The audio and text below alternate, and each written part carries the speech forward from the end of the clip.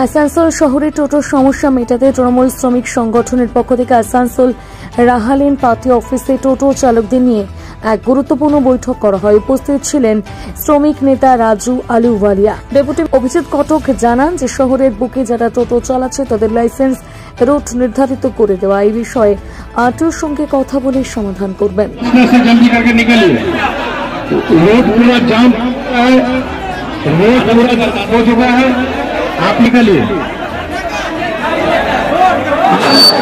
দেখুন, প্রশাসনের পক্ষ থেকে এখানে টোটো যেগুলো টোটো চলে তাদের লাইসেন্স, রুট এবং পারমিট যেগুলো রেজিস্ট্রেশন, এই নিয়ে একটা বিভ্রান্তি টোটো চালকদের মধ্যে হয়েছে।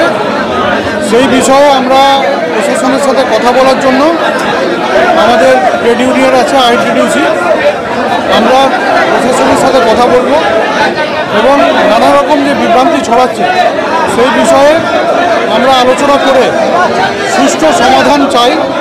এটাই আমরা প্রশাসনের সাথে কাছে আমরা আমাদের আবেদন দেব যে আগামী দিনে যাতে একটা সিস্টেমের মধ্যে আসানসোলে টোটো চলে, রুট যেভাবে করা হয় সেই সব বিষয় নিয়ে আমরা প্রশাসনকে বলব যে ইউনিয়নের সাথে যাতে আলোচনা তারা করে এবং কোনো সিদ্ধান্ত নেওয়ার আগে যাতে ইউনিয়নের প্রতিনিধিদের সাথে তাদের আলোচনা করার পরেই তারা যেন সিদ্ধান্ত নেয়।